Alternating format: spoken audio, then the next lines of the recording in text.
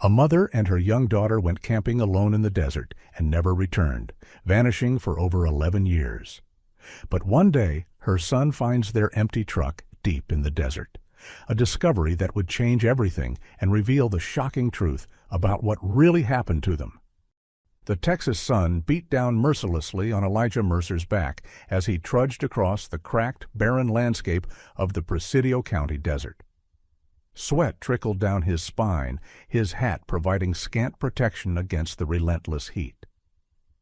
The metal detector in his hands felt heavier with each step, but he refused to stop.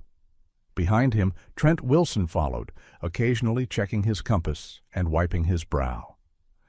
"You sure we're not walking in circles, Eli?" Trent called out, his voice carried away by the hot desert wind. "We've been at this for hours." Eli paused, turning back to look at his friend. "Thanks for coming with me, man. I know you'd rather be anywhere else." Trent shrugged, adjusting the straps of his backpack. "Hey, a deal's a deal. You go on a date with Jenny, I lend you my Jeep and gear, though I still think my sister's getting the better end of the bargain." A hint of a smile crossed Eli's face, but it quickly faded as he turned back to survey the vast expanse of the Big Bend region stretching before them. The Chinati Mountains loomed in the distance, silent sentinels watching their progress. "It was exactly 11 years ago today," Eli said quietly, sweeping the metal detector in a practiced arc. "Mom took Celine camping, and I stayed with grandparents because I thought camping was boring." He laughed bitterly. 15-year-old me was too cool for the desert. Trent nodded, having heard this story many times over the years of their friendship, but he let Eli talk. Sometimes, Trent thought, his friend needed to say the words aloud to keep the memories alive. "Mom was always going on about how her dad took her camping out here when she was little," Eli continued, his eyes scanning the horizon. "Said it shaped who she was, that it was part of our Texas heritage. She wanted Celine to experience it too, not just grow up with screens on her face, as she put it." The wind picked up, sending a cloud of dust swirling around them. Trent pulled his bandana up over his nose. "One night," Eli continued, "it was supposed to be one night of camping, and they'd be back the next day. But they never came home, Trent. 11 years, and it's like they vanished into thin air." Trent remembered the massive search efforts that had followed. Eli had created an online community, rallying hundreds of volunteers to comb the desert. The police had been involved for months. Every piece of potential evidence, water bottles, clothing items, even a stuffed rabbit that had belonged to Celine, had given momentary hope, only to lead nowhere. "The police gave up after 4 years," Eli said, his voice hardening. "Told me she probably just left, took Celine, and started a new life somewhere. But I knew my mom better than that. She wouldn't just leave, not without saying goodbye." Trent nodded, remembering the toll the disappearance had taken on his friend. After Eli's grandfather passed away 2 years ago, the search had become even more important. The old man had been relentless, using his knowledge of the Texas desert to guide the efforts. Now Eli carried that burden alone. "I think we should try somewhere new," Eli said suddenly, stopping and pointing west. "I've covered the usual areas hundreds of times. What if they went further out?" Trent frowned, reaching for his water bottle. "The rangers warned us about going too far west of the Chinati Mountains, remember? No cell signal, unstable terrain. It's dangerous out there, Eli." "Not that far," Eli assured him, "just beyond where the police searched." "Please, Trent." Trent sighed, taking a long drink before capping his water bottle. "All right, but you better not bail on that date with Jenny. She's been asking about you for months." Eli nodded, his mind already elsewhere, as they resumed walking. The terrain gradually became more treacherous, with loose rocks and steep inclines. At the last point where they still had cell service, Trent paused to send his sister a ping of their location. "Insurance," he explained with a grin. "If we don't make it back, at least someone will know where to start looking." They pressed on, the landscape becoming increasingly jagged and unfamiliar. After another hour, Trent stopped, breathing heavily. Eli, we need to turn back, he said firmly. We're running low on water, there's no cell signal, and I swear I just saw a rattlesnake. This is exactly why the rangers warned us. Just a little further, Eli pleaded, pointing to a ridge ahead. Let me check over that rise, and then we can head back. Reluctantly, Trent agreed. Fine, but I'll wait here. You'll just head to that cliff edge and take a look. Eli nodded gratefully and moved ahead alone. The heat was unbearable now, the sun directly overhead as he approached the edge of a steep-walled washout. Squinting against the glare, something caught his eye, a metallic glint at the base of the canyon. His heart racing, Eli carefully inched closer to the edge. There, partially hidden by years of dust and desert brush, was a truck. Not just any truck, an upside-down vehicle with a familiar sticker on its side. Blue, orange, and green, forming the shape of mountain peaks. "Trent!" he shouted, his voice cracking with emotion. "Trent! Get over here!" Trent rushed to his side, alarm turning to confusion as Eli pointed frantically at the ravine below. "That's my mom's truck," Eli whispered, his hands shaking. "That's her mountain sticker. I'd recognize it anywhere."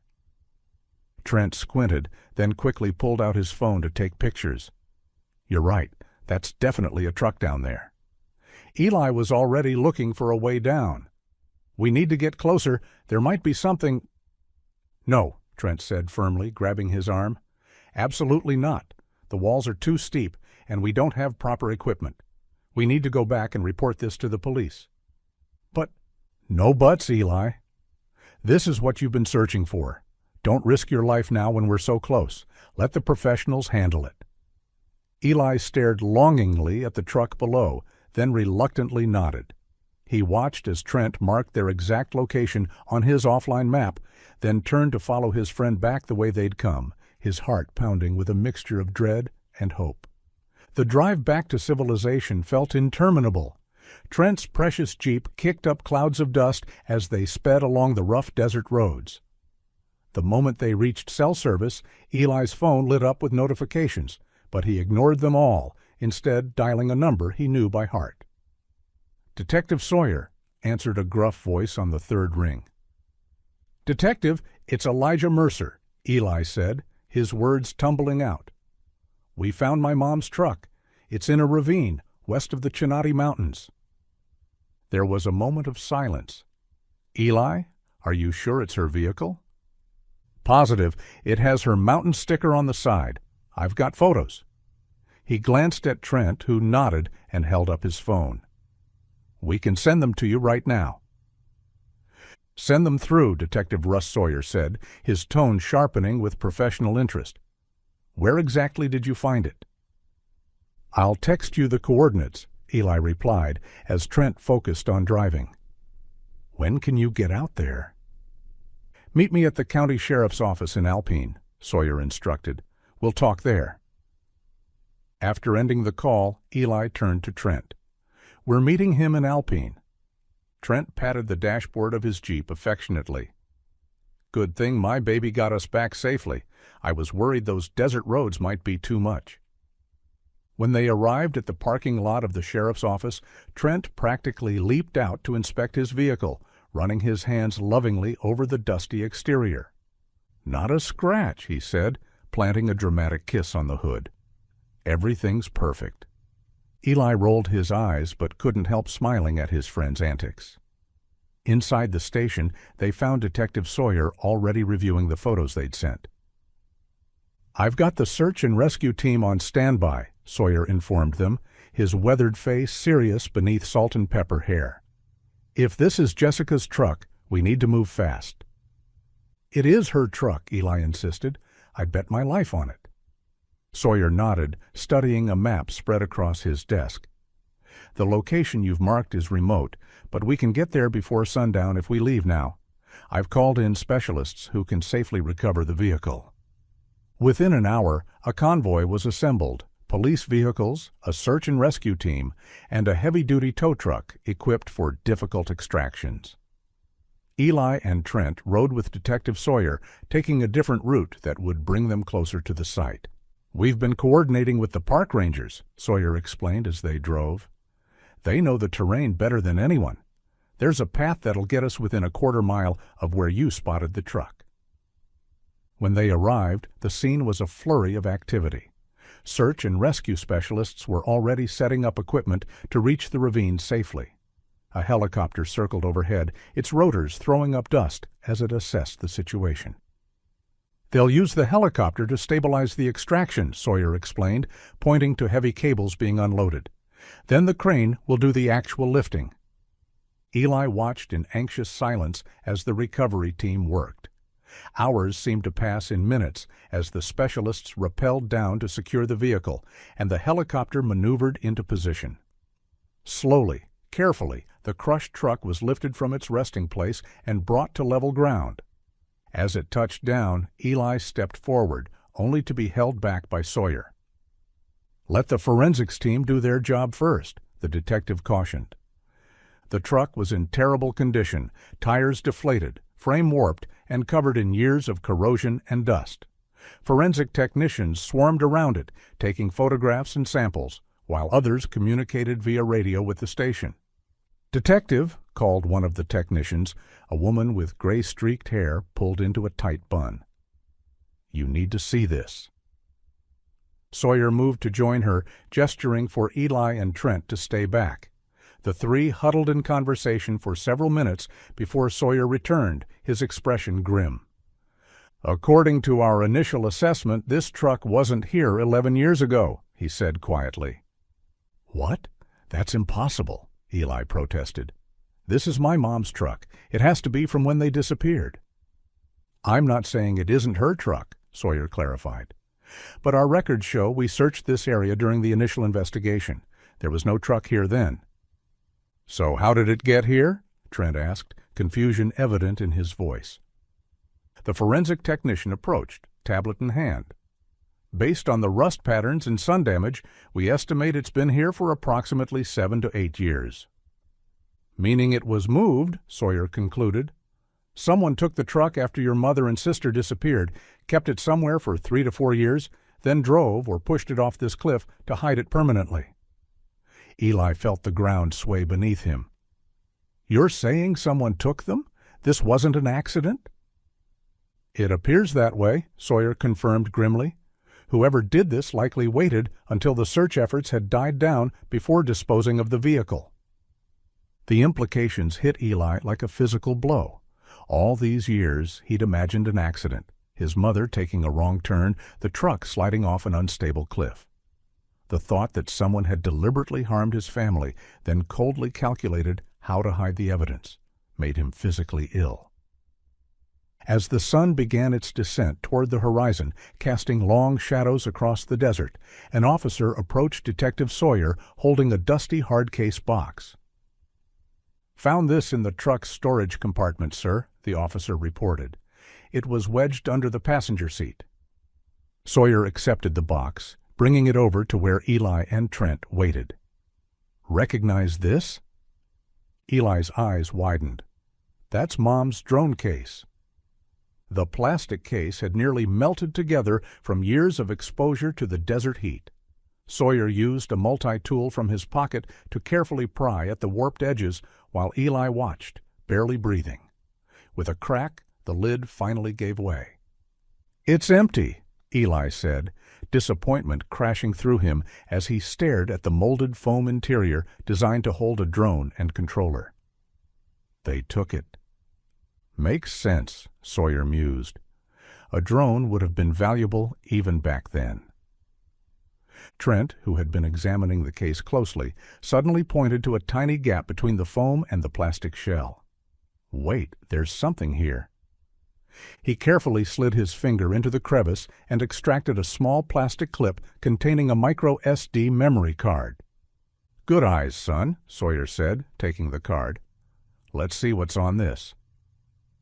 They moved to a temporary command tent that had been set up, where a laptop sat on a folding table. Sawyer inserted the card into a reader, but nothing happened. "Damaged?" Eli asked, his voice tight with anxiety. "Maybe," Sawyer muttered, removing the card and examining it. "The connectors are corroded. Trent took the card, carefully cleaning the metal contacts with the edge of his t-shirt before handing it back. "Try it now." Sawyer reinserted the card, and this time a folder appeared on the screen. Inside were dozens of video files with dates corresponding to the camping trip 11 years ago. "It worked," Eli breathed, moving closer to the screen. The first video showed Jessica Mercer sitting on the ladder of the truck, smiling into the camera. Her blonde hair was pulled back in a ponytail, her face glowing with the joy of being outdoors. Beside her sat a small blonde girl in a yellow dress. Celine, only 4 years old, giggling as she waved at the drone. "Mom?" Eli whispered, his voice cracking. "And Celine." They watched several videos showing the campsite, the tent mounted on top of the truck, mother and daughter exploring the nearby terrain. The final video began normally, but then the drone ascended higher, capturing sweeping panoramic views of the surrounding desert. "This is important," Sawyer said, pausing the video on the panoramic shot. "Based on these landmarks, we can confirm they were still in the designated camping area when this footage was recorded.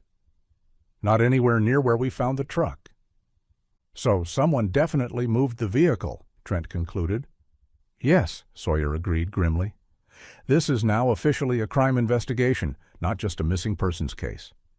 Eli pulled a USB drive from his pocket. "Can I get a copy of the videos?" Sawyer nodded, and a technician transferred the files while the forensic team continued their methodical examination of the truck in the background. A tow truck had arrived to transport the vehicle back to town for more detailed analysis. As sunset approached, Eli noticed a news van pulling up to the perimeter established by the police. "Is that necessary?" he asked, gesturing toward the reporters setting up their equipment. "This was a high-profile case," Sawyer explained. "The local community invested a lot in the search effort. They deserve to know we've found something significant." The detective walked Eli toward the news crew. "We also need to announce that we're reopening the case with new evidence. Your mother and sister would look very different now, especially Celine. She'd be 15 now, not the 4-year-old in the missing persons reports." Eli hadn't considered that. How would he even recognize his sister after all this time? The news team efficiently set up their equipment, and soon a reporter was standing before the camera, the recovered truck visible in the background. "We're live at a breaking development in the 11-year-old disappearance of Jessica and Celine Mercer," the reporter began. "Today, their truck was discovered in a remote ravine west of the Chinati Mountains." Eli watched numbly as Trent was interviewed first, explaining how they discovered the vehicle. "We were just exploring, and Eli insisted on checking one more ridge," Trent recounted. "If he hadn't been so persistent, we never would have found it." Then it was Eli's turn. The reporter's expression was sympathetic as she asked, "What does this discovery mean to you after all these years?" Eli swallowed hard, looking directly into the camera. "Mom, Celine, if you're out there watching this somehow, I never stopped looking. I never will. We're going to find you." Detective Sawyer concluded the segment with a professional summary of the investigation status and a request for any information from the public. As the news crew packed up, Sawyer approached Eli and Trent. "We should head back to Alpine. It'll be dark soon."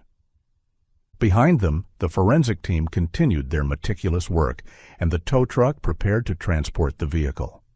Eli took one last look at his mother's truck, the last tangible connection to her he'd found in 11 years, before climbing into Detective Sawyer's vehicle for the drive back to town. The desert sunset painted the sky in brilliant oranges and purples as they drove back to Alpine. Detective Sawyer dropped them at the station, the building's windows already illuminated in the gathering dusk. "We're organizing a comprehensive search of the area for tomorrow," Sawyer informed them as they climbed out of the vehicle. "Given what we've found, we're treating this as a potential crime scene."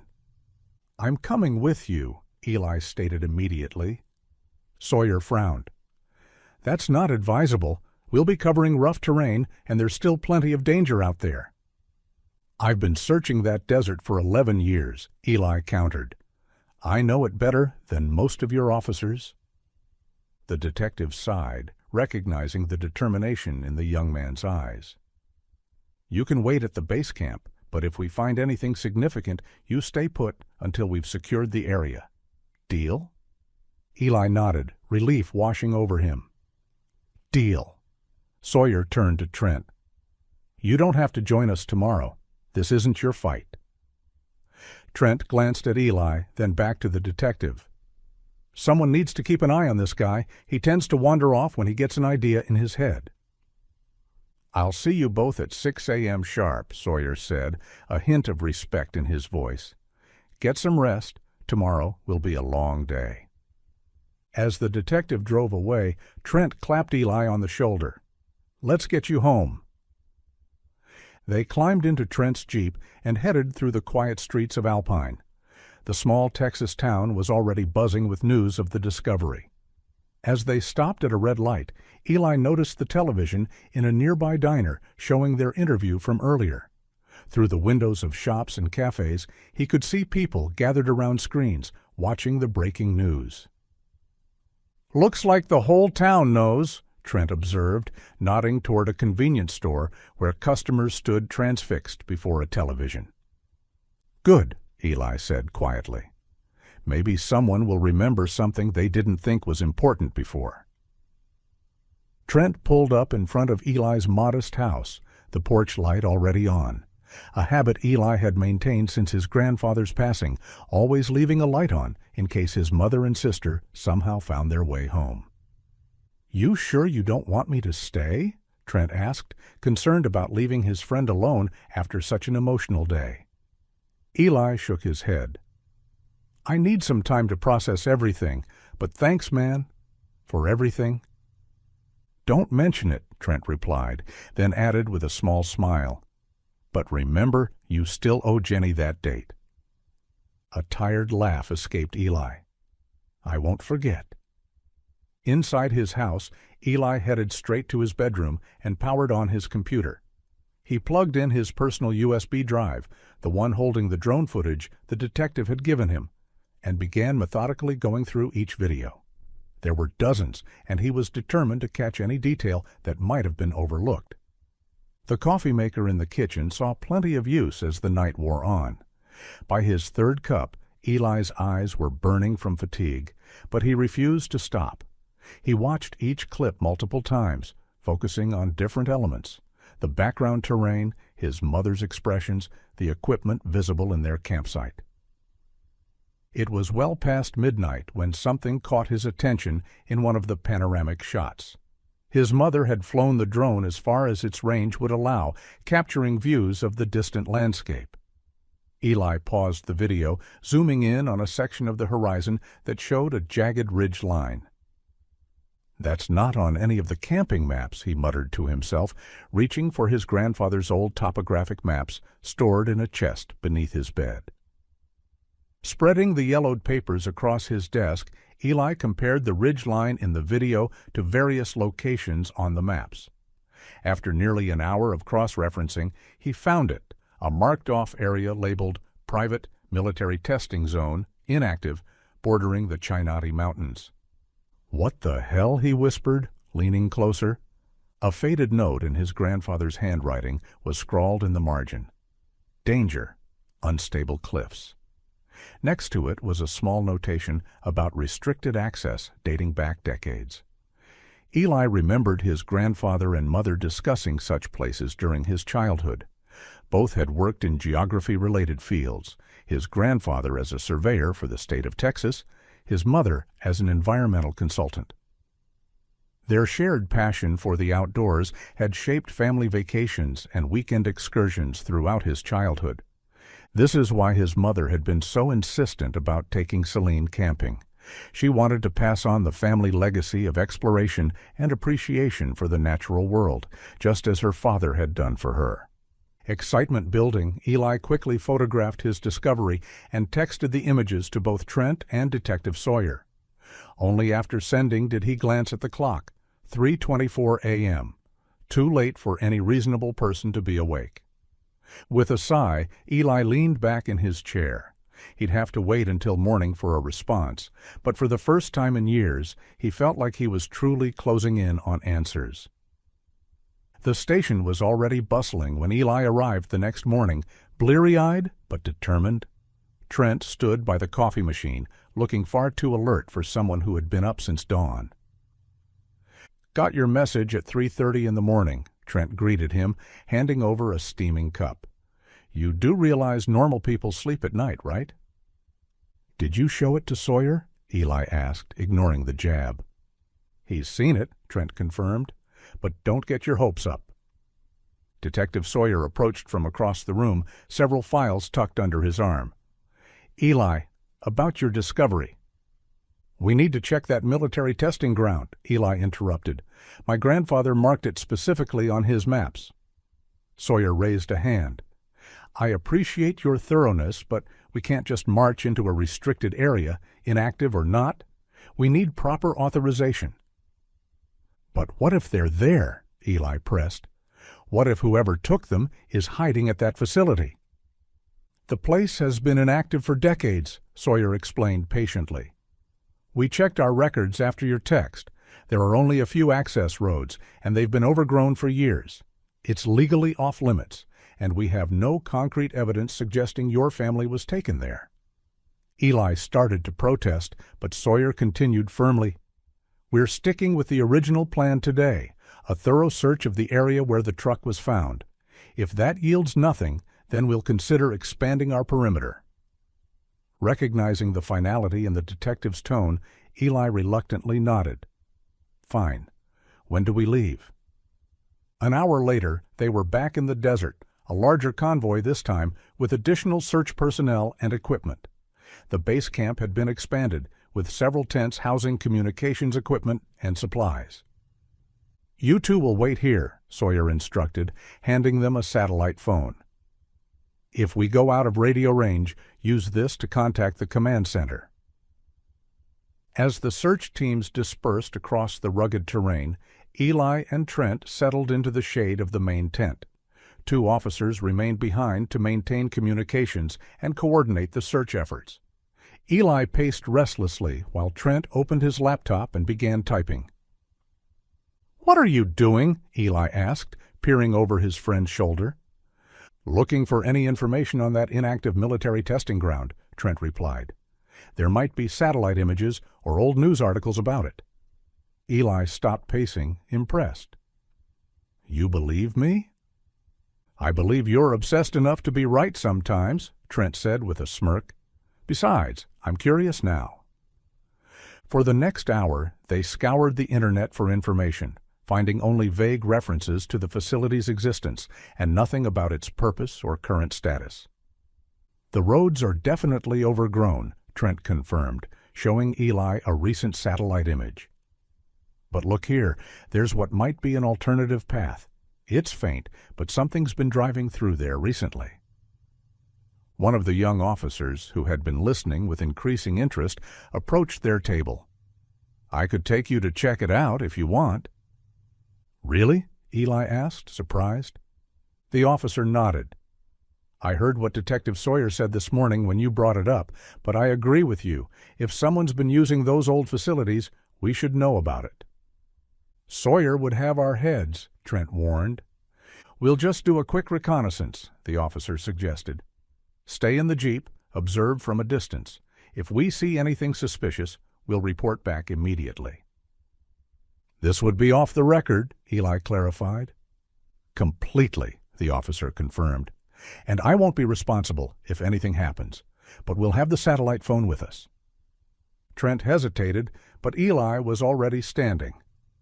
"Let's go." After telling the remaining officer they were going to survey the immediate area, the three of them climbed into Trent's jeep and set out toward the coordinates of the old military facility. "I'm Ryan, by the way," the young officer introduced himself as they drove. "I've been following your family's case since I joined the force. It's kind of famous around here." The drive took them through increasingly remote terrain, following barely visible tracks that wound between rocky outcroppings. After about 40 minutes, Trent slowed the jeep. "The main access road should be just ahead," he said, consulting his GPS. "But it doesn't look like anyone's been through there in years." "Wait," Ryan pointed to their right. "What's that?" A faint trail diverged from the main path, leading toward a cluster of low hills. Unlike the overgrown road, this path showed signs of recent use, flattened vegetation, and tire tracks in the sandy soil. "Someone's definitely been here," Eli said, excitement building. Trent cautiously turned onto the makeshift trail, the Jeep bouncing over the uneven ground. As they crested a small rise, Ryan suddenly signaled them to stop. "Cut the engine," he whispered. Trent complied, and a heavy silence fell over them. In the distance, barely visible through the heat haze, stood a collection of weathered structures, the remains of the military testing facility. Ryan pulled out a pair of binoculars from his equipment belt and scanned the area. "There's not much to see. Some old tents, a few storage containers. Doesn't look like anyone's there now." He passed the binoculars to Eli, who studied the abandoned site intently. The buildings were in disrepair, windows broken, and roofs partially collapsed. Nothing moved except the occasional dust devil swirling across the open ground. "It doesn't look like anyone's been there in years," Eli admitted, disappointment evident in his voice. Ryan nodded. "We should head back and report this to Sawyer. Even if it's nothing, he should know people have been using this trail." Reluctantly, Eli agreed. As Trent turned the Jeep around, he took one last look at the desolate facility, the hope he'd felt earlier slowly fading. Back at the base camp, Eli's restlessness only increased as the afternoon wore on. The search teams had reported no significant findings, and Detective Sawyer wasn't expected back for several more hours. "I can't just sit here," Eli declared, standing abruptly. "I want to see the ravine again, where we found the truck." "The recovery site?" one of the officers asked. "There's another base tent set up there for the forensic team. It's within the safe perimeter." "Can we drive over there?" Eli asked. The officer nodded. "Should be fine. Just stay on the marked paths and check in when you arrive." Trent sighed, pulling his keys from his pocket. "Let me guess. We're going?" "We're going," Eli confirmed. As they climbed into the Jeep, Trent frowned at the fuel gauge. "We should find a gas station first. I don't want to risk running empty out here."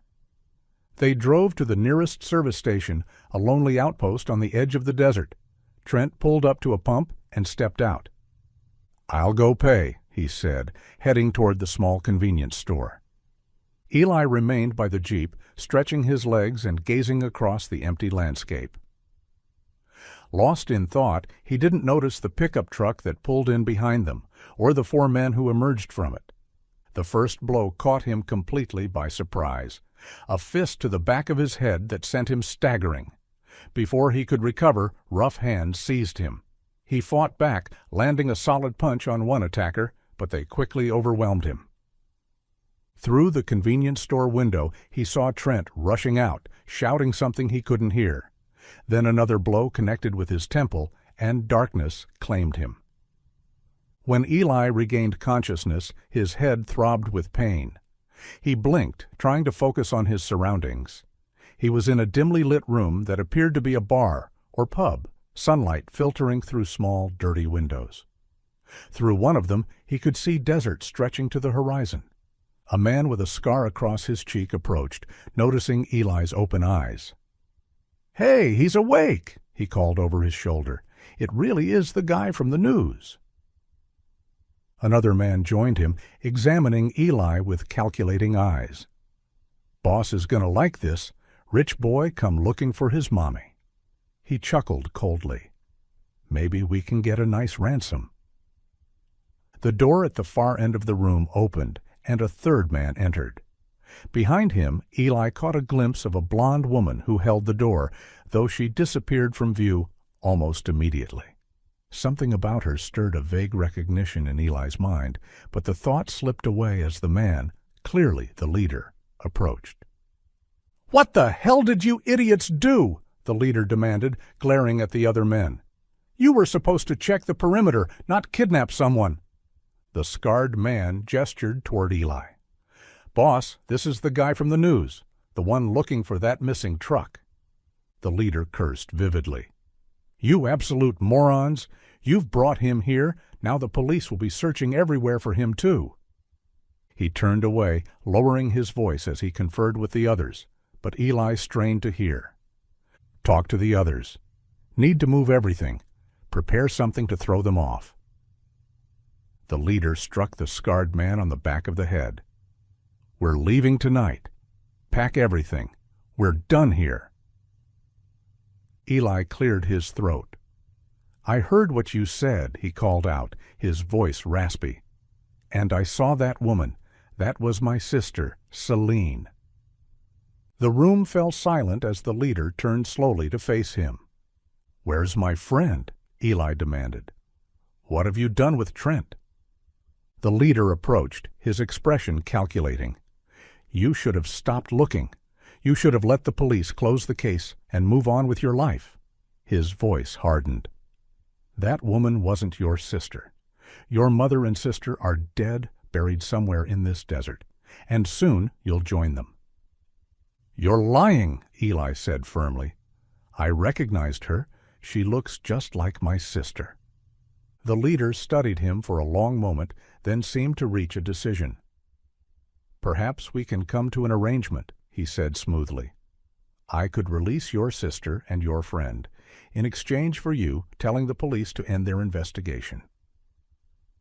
"What have you done to my sister?" Eli demanded. The leader shrugged. "We're just simple poachers trying to make a living in this harsh land.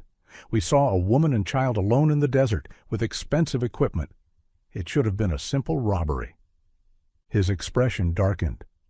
"But your mother fought back, pulled a gun on 2 of my men. We had to restrain her, but she wouldn't cooperate. She was difficult. In the end, we had no choice." "You killed her?" Eli whispered. "The girl was too young to understand what happened, with no one to claim her," the leader continued, seemingly unbothered by Eli's horror. "So we raised her, changed her name, taught her to work. She helps with our operations." "She's 15, Eli said through clenched teeth. "And quite useful," the leader replied. "She had questions when she was younger, but she doesn't remember her real life anymore. This is all she knows." He stepped closer to Eli. "Think about my offer. Your sister and friend go free, you tell the police to back off, and everyone wins. I'll give you some time to consider." With that, he turned and left the room, motioning for his men to follow. The door closed behind them, and Eli heard the distinct click of a lock. Left alone, Eli surveyed his surroundings, seeking anything that might help him escape. The bar was cluttered with various items, bottles, glasses, old photos, and trinkets lining the shelves. His gaze stopped on a familiar object, a drone controller and the drone itself, sitting on a high shelf behind the bar. His mother's drone. The sight of it sent a wave of grief through him. These men had killed his mother, stolen his sister's childhood, and now thought they could simply bargain their way out of justice. As he looked around more carefully, another object caught his attention, a framed photograph hanging on the wall. It showed the inactive military training ground from a different angle than he'd seen before, with several men standing beside trucks loaded with crates. Eli's mind raced. These weren't just random poachers or robbers. They were organized, using the abandoned facility for something illegal. Hours passed in tense silence. Through the window, Eli watched as the sun began to sink toward the horizon. The sounds of movement outside the room had quieted, but occasionally he heard voices or footsteps passing nearby. The door suddenly opened, startling him. The blonde woman he'd glimpsed earlier entered cautiously, closing the door behind her. In the better light, Eli could see her clearly now, tall and slender, with features that eerily mimicked his mother's. But her eyes were wary, hardened by years of a life he couldn't imagine. "Celine?" he whispered. She approached slowly, studying him. "No, I'm Lara," she said quietly. though sometimes I dreamt people calling me that. Celine. Do you remember me? Eli asked, his heart pounding. I'm your brother, Elijah. She tilted her head, studying him closely. Was I really kidnapped? They said they found me lost in the desert. How do I know you're actually my family? Eli paused for a moment, then answered without hesitation. 4, he said. You were taken when you were 4. You're 15 now, and that drone, it belonged to our mother. She nodded slowly, then pointed to the drone on the shelf. That? No, it's just a junk they found in the desert. Yes, it belonged to our mom, Eli confirmed eagerly. Dad gave it to her for her birthday the year before you went camping. You used to call it the flying camera. Something flashed in her eyes, recognition perhaps, or a distant memory stirring. She moved closer. I want to believe you, she said finally. I don't remember much from before, but sometimes I dream about a woman with blonde hair who called me Celine. She touched her own hair unconsciously. Relief flooded through Eli. We need to get out of here, both of us, and my friend Trent. Do you know where they're keeping him? In the shed behind the bar, she replied. But listen to me. These people, they've never hurt me. The boss, he protected me from the others. I work here, serve drinks, help with inventory. She hesitated. Sometimes we raid camps, take things from tourists, but that's just desert life. Survival. Celine, they killed our mother, Eli said gently. They kidnapped you. They stole your life. She looked away. This is the only life I know now. You can have a different one, Eli promised. You can come home with me. Indecision flickered across her face. Finally, she reached for the ropes binding his hands. I shouldn't do this. The boss won't like it if he finds out. We can both leave, Eli insisted as she untied him. Start over. She stepped back once his hands were free. Your friend is in the shed. There's a satellite beacon in your pocket. They took it from the Jeep. Don't use it until you're far from here. She moved toward the door. Please just go. Take your deal and leave me. I can't do that, Eli said, rising to his feet. I've been searching for you for 11 years. I'm not leaving without you. Before she could respond, they heard engines outside. Celine peered through the window. They're back early, she whispered. You need to hurry. She slipped out the door, and Eli followed, feeling for the beacon in his pocket. But as he stepped outside, he heard a cry of pain. Celine was on the ground, a large man standing over her. The boss won't protect you now, the man sneered. Not after you betrayed us. Without thinking, Eli lunged forward, but froze when he saw the gun in the man's hand. Glancing around desperately, he spotted a handgun on the bar counter and grabbed it. Get away from her, he shouted, pointing the weapon at the thug. The man spun, raising his own gun, and suddenly they were at a standoff. Other men emerged from the vehicles outside, drawing their weapons as well. The door to the main building banged open, and the leader strode in, his face twisted with anger. What the hell is going on? He demanded. Seeing Celine on the ground, he helped her up, then turned to glare at his men. I told you not to touch her. She helped him escape, the scarred man accused. She's with him now. The leader looked at Celine, disappointment evident in his expression. Is this true? She nodded defiantly. I heard you talking to him, and I wanted to find out if it's Reek, if he's my brother. My family? Family? The leader scoffed, turning to Eli. Where was this brother for 11 years? I protected you, raised you, kept you safe. Out there, no one would have cared what happened to a lost child. That's not true, Eli argued. I never stopped looking for her. Only because one of my stupid guy brought you here would you have found her, the leader countered. Face it, I've been more family to her than you. Celine looked between them, conflict clear on her face. Just let him go, she pleaded with the leader. Him and his friend. I'll stay. I don't want to leave. You're right. You've always protected me." "Celine, no," Eli protested. Before anyone could respond, the distant wail of police sirens cut through the air. Everyone froze, listening as the sound grew louder. "How?" the leader demanded, rounding on Eli. "The beacon is still in your pocket." The scarred man swore. "The friend." Chaos erupted as the men began shouting orders, grabbing weapons and supplies. The leader seized Celine's arm, dragging her toward the door.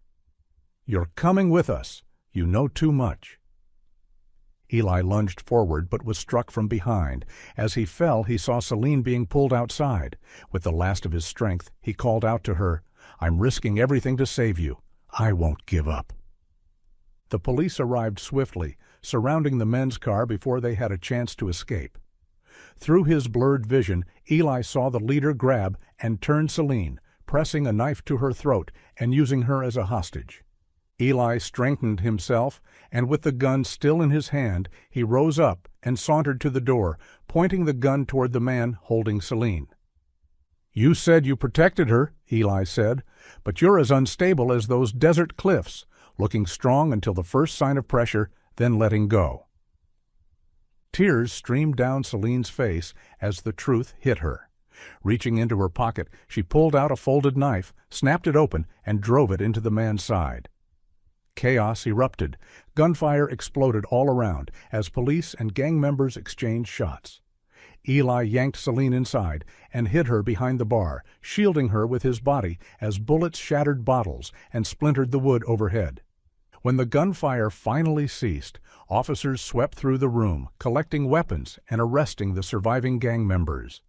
The leader lay wounded near the door, blood pooling beneath him from a gunshot wound to his shoulder and the knife still lodged in his side. Celine's knife. Eli emerged from behind the bar, supporting his sister. Outside, he saw Trent sitting in a police car, looking battered but alive. When Trent spotted them, he grinned and held up something that looked like a coin. "SOS tracker," he explained when they reached him.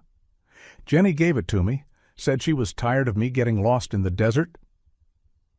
"Your sister is a genius," Eli said, relief washing over him. "I told you she was cool," Trent replied, then glanced at Celine. "Is this?" Eli nodded. "Trent, meet my sister, Celine." As they stood in the harsh desert sunlight, surrounded by police vehicles and paramedics tending to the injured, Eli realized the search that had consumed 11 years of his life was finally over. But for Celine, the journey was just beginning. As the chaos subsided, EMTs moved efficiently through the scene, treating the injured and loading them into ambulances. Detective Sawyer arrived with additional officers, surveying the carnage with a grim expression. "You two can't stay out of trouble for even a day, can you?" he asked Eli and Trent, though his tone lacked real anger. "They had my sister," Eli explained, keeping an arm protectively around Celine's shoulders. "And they killed my mother." Sawyer's expression softened as he looked at the young woman. "Celine, we've been looking for you for a very long time." She shifted uncomfortably. "They call me Lara here." "Did they hurt you?" Sawyer asked gently. She shook her head. "Number the boss. He protected me, raised me. I worked in the bar, helped with things." "What kind of things?" Sawyer pressed. Celine looked away, her expression conflicted. In the distance, she watched as paramedics loaded the gang leader into an ambulance, his shoulder bandaged and his hands cuffed to the gurney. "Celine," Eli said softly, "I know this is hard. These people were like family to you, but they took you from your real family." Sawyer crouched down to meet her eyes. "Celine, I understand you grew up with these men. That creates a powerful bond, even with people who've done terrible things. But right now, I need your help." He gestured toward the scene around them. "You're not in trouble for whatever you did while in their custody. You were a child when they took you, and you did what you had to in order to survive. But if you know anything about their operations, especially about that military testing ground, it could help us make sure they never hurt anyone else." Celine hesitated, glancing once more at the ambulance as it pulled away. Then, with visible effort, she straightened her shoulders. "The old military facility," she said quietly. "They use it to store and distribute weapons. It's a smuggling operation. They work with buyers who come from across the border." Sawyer nodded encouragingly. "That's very helpful. Do you know how long they've been using it?" "For as long as I can remember," she replied. "The boss said it was perfect, abandoned but structurally sound, and far enough from regular patrols that no one would stumble across it." "They killed our mother," Eli said softly. "Did she know about that facility?" Celine shook her head, tears welling in her eyes. "I didn't remember, but no one ever found out about that facility. I think they just robbed Mom because of her tech. Maybe they were afraid she'd uncover the place, or maybe they were just after her expensive stuff." Sawyer placed a gentle hand on her shoulder. "We'll need a formal statement from you at some point, but that can wait. Right now, we need to secure that facility before anyone else arrives to clear it out." He turned to one of his officers. "Coordinate with the station. I want a warrant for that military facility immediately, and a tactical team assembled." As the officer hurried away, Celine looked around at the police cars and the bar that had been her home. "What happens to me now?" "You come home," Eli said without hesitation, "where you belong." "It won't be that simple," Sawyer cautioned. "There will be questions, statements to take, possibly court appearances." "But she's not being charged with anything, right?" Eli asked sharply. "Not at this time," Sawyer confirmed. "She was a victim, not a perpetrator. But the legal process can be complicated." Celine looked between them, uncertainty clear on her face. "I don't know if I can just be normal after all this. I don't even remember what normal is." "We'll figure it out together," Eli promised, "one day at a time." Trent, who had been speaking with an officer nearby, rejoined them. "They found my Jeep," he announced with relief. "Those guys were planning to take it when they left, but they didn't get the chance." "Your precious Jeep is safe," Eli said with a weak smile. "Crisis averted." As they were escorted to police vehicles for the drive back to Alpine, Celine paused, looking back at the desert stretching to the horizon. "I thought I'd never leave this place," she said quietly. "It's all I remember." Eli stood beside her.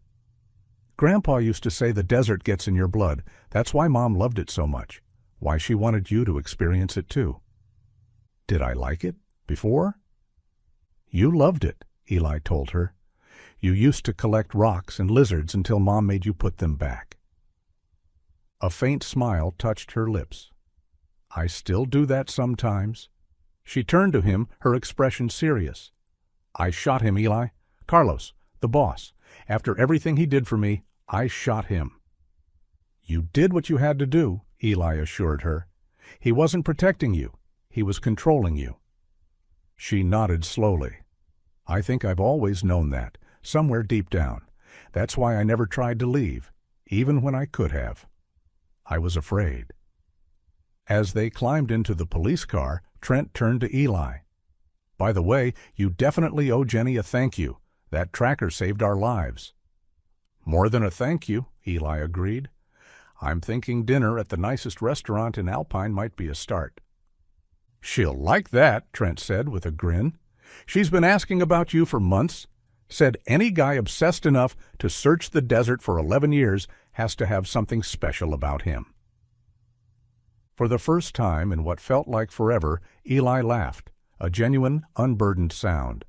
Beside him, Celine watched with curious eyes, as if trying to memorize the moment. As the police car pulled away from the desert bar, Eli gazed out the window at the vast Texas landscape that had both taken and returned his sister. The search that had defined half his life was over, but he knew the journey was just beginning. As they drove through the quiet streets of Alpine, Eli found himself stealing glances at his sister. The 4-year-old he remembered was gone, replaced by this solemn young woman with haunted eyes. How would she adjust to normal life after everything she'd experienced? "What are you thinking about?" Celine asked, catching him watching her. "About Mom," Eli admitted. "And Grandpa. They never stopped believing we'd find you. Grandpa spent the last years of his life searching the desert." "I wish I remembered them better," she said softly. "I have photos," Eli promised. "Videos too, and stories. So many stories to tell you." As they continued toward Alpine, Eli reflected on how his sister, even after being rescued, would carry scars from her years in captivity. She had grown up with these people, developed a sense of loyalty toward them, especially the boss who she believed had protected her. It wasn't the simple rescue he'd imagined during his years of searching. The victim isn't always desperate to be saved, he realized. Celine had never dreamed of rescue. This was the only life she'd known for over a decade. The world wasn't divided into clear heroes and villains. Watching the desert sunset paint the sky in brilliant oranges and purples, Eli wondered what his mother would think of this moment. Had she somehow known all those years ago that her son would never stop searching? And his grandfather, who had spent the final years of his life combing these same landscapes, was he at peace now? "We're going to be okay," Eli said softly to Celine, unsure if the words were for her benefit or his own. She turned to him, her eyes, so like their mother's, studying his face. "One day at a time," she replied, the first hint of hope in her voice.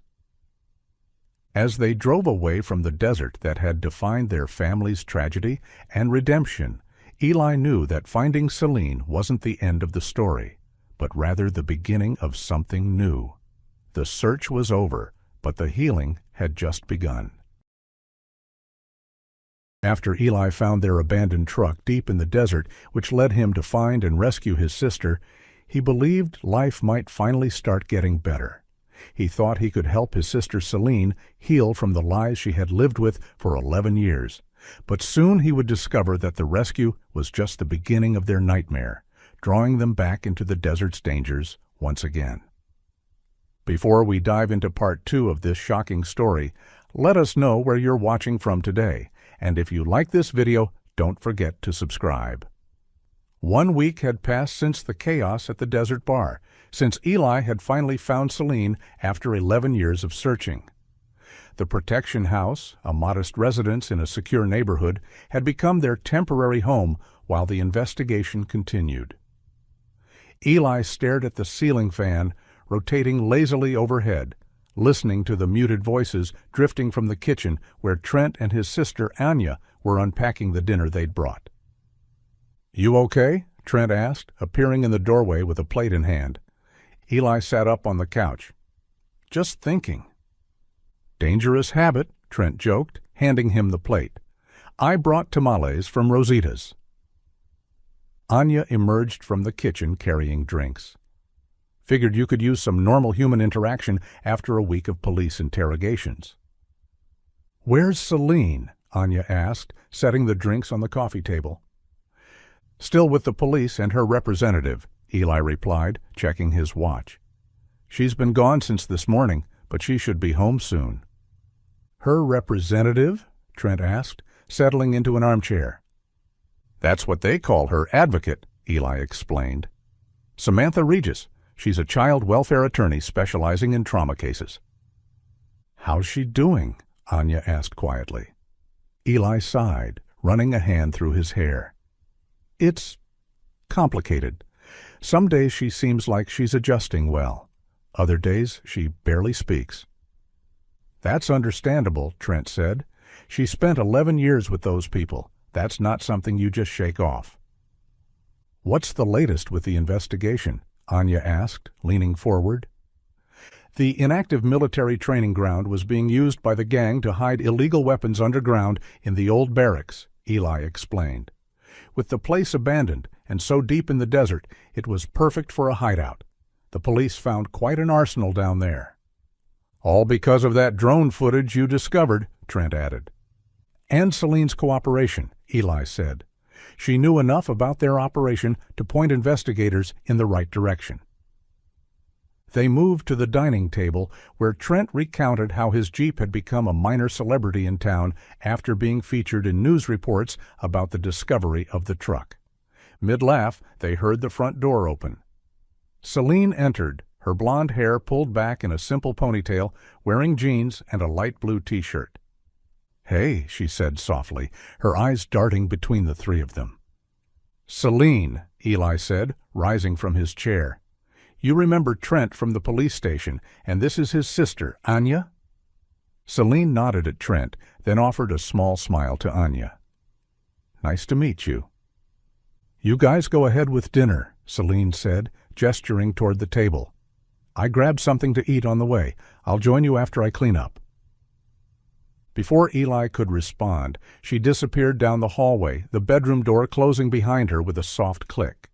Eli frowned, turning to Trent. "Did she seem off to you?" "She's probably just tired," Trent reassured him. "This can't be easy for her." "You're right," Eli sighed. "We've barely had any downtime. Every day the police call with updates. I can't wait for things to get back to normal." They began eating, and halfway through the meal, Celine emerged and slid into the empty chair beside Eli.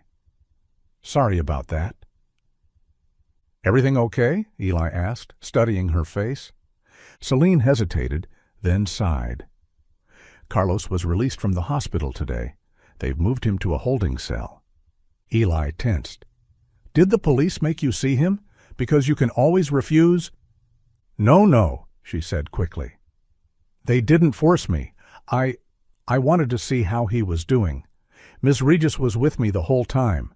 I didn't even talk to Carlos, just saw him."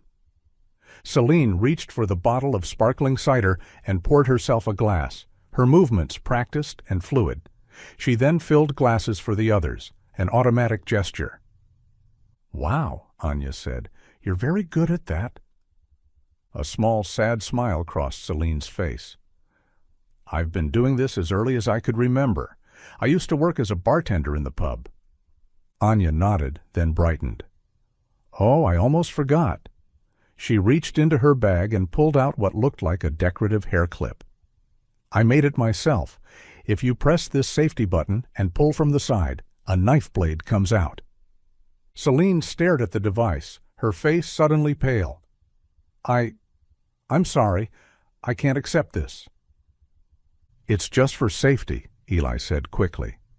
"Remember how that flip knife you had saved you from Carlos in the bar?"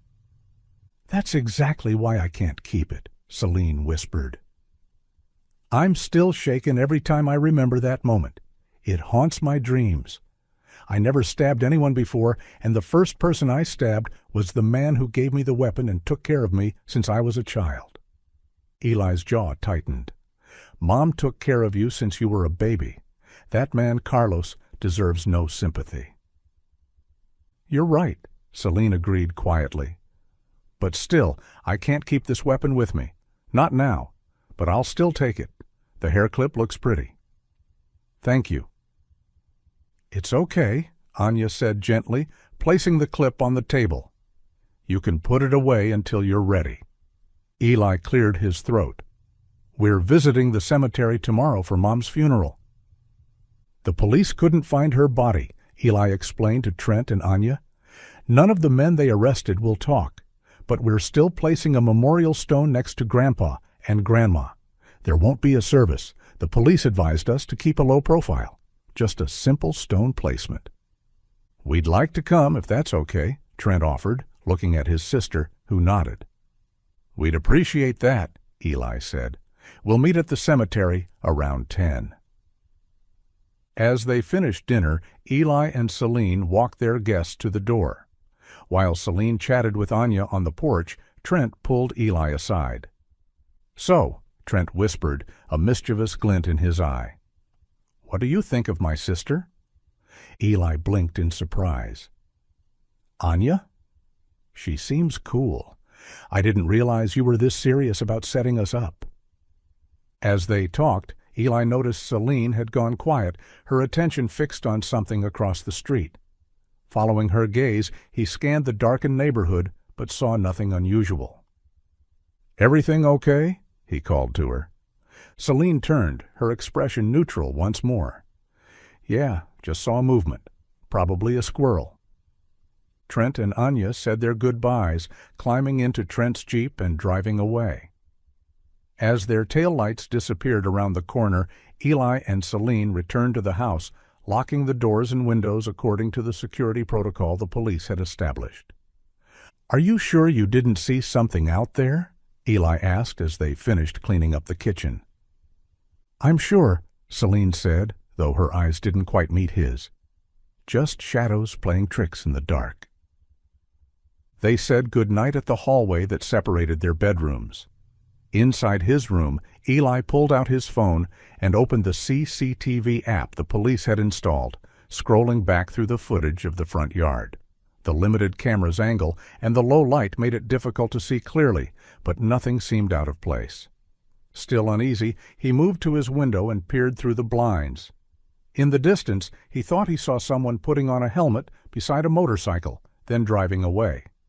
It could be anyone, he reasoned. A neighbor's guest, perhaps. This was a protected neighborhood, after all, yet he couldn't shake the feeling that something wasn't right. The morning light filtered through the thin curtains of Eli's bedroom as he emerged from a restless sleep. He found the house empty, but moments later the front door opened and Celine stepped inside, fully dressed and holding a rolled-up newspaper. "Morning," she said. "I just went outside to grab the paper." "You're up early," Eli observed, "and already dressed." Celine nodded, setting the newspaper on the counter. "We should be the first ones there. You should get ready. We need to go soon." Eli studied his sister's face, her features so like their mother's, yet somehow sharper, less open. "You're just like Mom, you know that? Always punctual." Something flickered across Celine's expression before she turned away. "I'll wait in the living room." When Eli was ready, they drove to the Alpine Cemetery in silence, the only sound the hum of the tires on the road.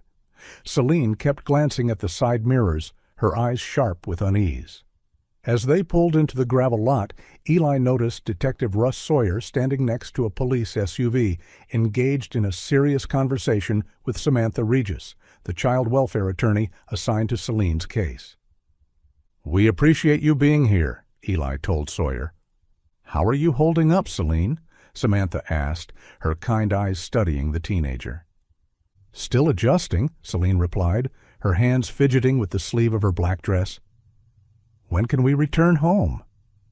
"To Eli's house, I mean." "We'd like to keep you in the protection house for another week," Sawyer explained.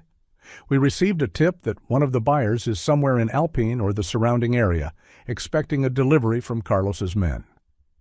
"Did you know if Carlos had other hideouts?" he asked Celine. She shook her head firmly. "Number, I told Detective Sawyer yesterday about this. I only knew about the bar and the military facility." "We don't blame you," Sawyer assured her. "We just need you to stay hidden in the protection house a little while longer." Before Celine could respond, a black Jeep pulled into the parking lot. Trent and Anya arrived, both dressed in somber colors. They exchanged quiet greetings as they made their way to the designated plot, where a small van bearing the logo of Alpine Memorial Services waited. Two staff members in formal attire exited, along with the funeral director who had helped arrange the service. The staff carefully removed a marble headstone and framed photograph from the van. But as they prepared to place it on the ground, Eli's expression changed from solemn to confused. "Wait," he said, stepping forward. That's not our mother."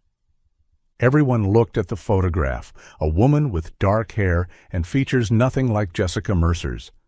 The headstone, too, bore a different name and dates.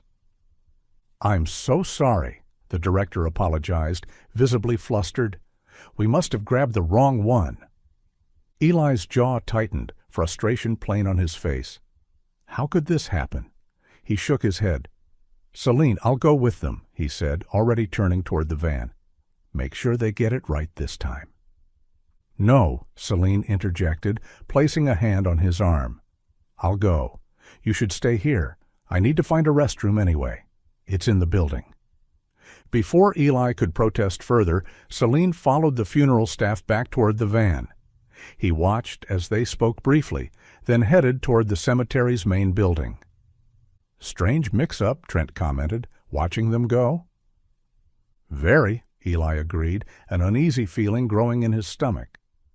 Detective Sawyer stepped away, his phone pressed to his ear. Eli could hear him speaking tersely to someone on the other end, confirming that the correct details had been provided to the funeral home. As minutes stretched into a quarter hour, Eli grew increasingly agitated. "She should be back by now," he muttered, pulling out his phone to call Celine. The call went straight to voicemail. "I'm going to check on her," he announced, already starting toward the building. "Eli!" Anya called suddenly, pointing across the cemetery. "Look." Following her gesture, Eli froze. There, on the far side of the grounds, was Celine, climbing into a dark sedan with two men in funeral home attire. Even from a distance, Eli could see there was no tension in her movements, no sign of coercion. She entered the vehicle willingly, closing the door behind her. "What the hell?" Eli breathed, his mind racing to make sense of what he was seeing. "Something's wrong," Sawyer said, instantly alert. "Those aren't the funeral staff we saw earlier." The detective was already calling for backup, his voice sharp with urgency as he reported the situation. The funeral director, confused and alarmed, insisted he didn't recognize the men with Celine. "Go home," Sawyer ordered Eli, his hand moving instinctively to his service weapon. "Let the police handle this." But Eli was already sprinting across the cemetery, ignoring the shouts behind him. He reached his car, hands shaking as he fumbled with the keys. The engine roared to life, and he accelerated toward the cemetery exit, desperate to catch a glimpse of the sedan. For a heart-stopping moment, he thought he'd lost them. Then, at the intersection ahead, he spotted the dark vehicle turning right. Eli pressed the accelerator, weaving through traffic, ignoring the red light that would delay him. Swerving around a delivery truck, he caught another glimpse of the sedan in the distance. His heart pounded as he pushed the car faster, the speedometer climbing. 60, 70, 80. Then, without warning, the car lurched. The acceleration died, and the brake light illuminated on the dashboard. Cursing, Eli guided the failing vehicle to the roadside, watching helplessly as the sedan disappeared around a bend. In the rearview mirror, he saw police lights approaching, followed by Trent's familiar Jeep. Rage and frustration boiled over, and Eli slammed his fists against the steering wheel, a howl of anguish escaping his throat as he realized his sister, found after 11 long years, was gone again. Eli flung open the car door and stalked toward Trent's Jeep, his face a mask of fury and desperation. Trent and Anya hurried to meet him, followed by Detective Sawyer and another officer. "Someone sabotaged my car," Eli said through gritted teeth, pointing to the dark fluid leaking from beneath the vehicle. They cut the brake line. Sawyer crouched to examine the damage, then straightened with a grim expression. He's right. This was deliberately sabotaged. "Those funeral staff," the detective continued, his voice hardening. "They must be Carlos's men in disguise, trying to kidnap Celine." "But," Anya began hesitantly, "they didn't kidnap her, not exactly." "What do you mean?" Sawyer asked sharply. "I saw her get into that car," Anya explained. "She wasn't being forced. She climbed in willingly." "Are you sure?" Trent asked his sister, his brow furrowed. "Positive," Anya confirmed. "There was no struggle, no signs of coercion. She just got in." "That doesn't make sense," Eli insisted, running his hands through his hair in frustration. "Why would Celine go with them? And why would they risk making an appearance when they knew police would be around?" Behind them, the second officer was already arranging for a tow truck to transport Eli's disabled car. Sawyer pulled Eli aside, his expression serious. "What Anya observed is important," the detective said quietly. "If Celine went willingly, we need to consider why. Has she shown any strange or suspicious behavior lately?" Eli hesitated, thinking back over the past week. "Not particularly. She's been withdrawn and quiet, but I attributed that to exhaustion from the investigation and adjusting to everything." "The knife," Anya interjected, joining them. "The flipped knife hair clip I gave her last night. She refused to take it, and she seemed strangely provoked by it." "We can't be sure what that means," Trent countered, coming to stand beside his sister. She explained why. It reminded her of stabbing Carlos. Sawyer considered this, then nodded decisively. "Let's continue this conversation somewhere more secure. I want to check Celine's room at the protection house. She might have left a message or some indication of what's happening." 20 minutes later, they arrived at the protection house, which now buzzed with police activity. Officers moved methodically through the rooms, searching for clues or evidence that might explain Celine's departure. Eli watched from the dining room as Sawyer and his team combed through Celine's bedroom. The room felt like a strange museum exhibit, a space inhabited but not lived in. Few personal touches adorned the dresser or walls. Celine had accumulated little during her week of freedom, as if she'd been hesitant to claim the space as her own. The house suddenly felt claustrophobic, officers moving in every direction, radios crackling with updates. Eli's head throbbed with a building pressure, the room seeming to spin around him. He needed air, space to think. "I'll be in the bathroom," he mumbled to Trent, who nodded with concern. In the small bathroom, Eli locked the door and leaned against the sink, staring at his haggard reflection. Dark circles underlined his eyes, and his skin had a grayish pallor. The events of the past week, the culmination of 11 years of searching, caught up with him in a rush of emotion. "Why?" he whispered to his reflection. "Why would she leave?" The question hung in the air, unanswered. With a sudden surge of frustration, Eli swept his arm across the sink, sending bottles and toiletries clattering to the floor. The plastic containers bounced, and a brown bottle of iodine tipped over the toilet lid, then its contents seeping across the floor. "Eli," Trent's voice came through the door. "You all right in there?" Eli opened his mouth to respond, but his words died in his throat as he noticed something strange. The spilled iodine had seeped under a folded piece of paper that had been sitting on the toilet lid. As the brown liquid spread, it revealed purple marks on the paper, marks that formed letters. Heart pounding, Eli carefully picked up the paper. Most of it remained white, but where the iodine had touched, words became visible. A hidden message, written in what must be lemon juice or some other acidic solution that would react with iodine. Grabbing the bottle, Eli used his finger to carefully spread more of the liquid across the paper. Words emerged, revealing a message in Celine's handwriting. "Please don't hurt the girls. I'll do whatever you ask. The court date is set for next month. I'll testify on Carlos' behalf. Tell them how you protected me all these years. Don't worry about the police. They trust me now." Eli stared at the words, his mind racing to make sense of them. The letter was addressed to Carlos, but he was in custody. Had Celine written this to someone else? Was she planning to help Carlos at his trial? "Eli," Trent called again, more urgently this time. "What's going on in there?" Eli unlocked the door, holding the stained paper in his trembling hand. "I found something." Within minutes, the bathroom was crowded with officers, Sawyer examining the letter with a grim expression. "This changes things," the detective said, carefully placing the paper in an evidence bag. "We need to search the entire house for more hidden communications." As officers spread out, renewing their search with increased urgency, Eli's gaze fell on the kitchen trash can. Sticking out from beneath some discarded packaging was the corner of a newspaper, the one Celine had brought in that morning. Pulling it from the trash, Eli carried it to the dining table where Trent and Anya waited. He began flipping through the pages frantically, searching for anything unusual. "What are you looking for?" Anya asked, leaning closer. "I don't know," Eli admitted, "but Celine brought this paper in this morning. She seemed insistent about it." Halfway through, a folded white sheet fell from between the pages. Unlike the bathroom note, this paper was already fully stained with purple marks, indicating that Celine had read it, applying some solution to reveal its hidden message.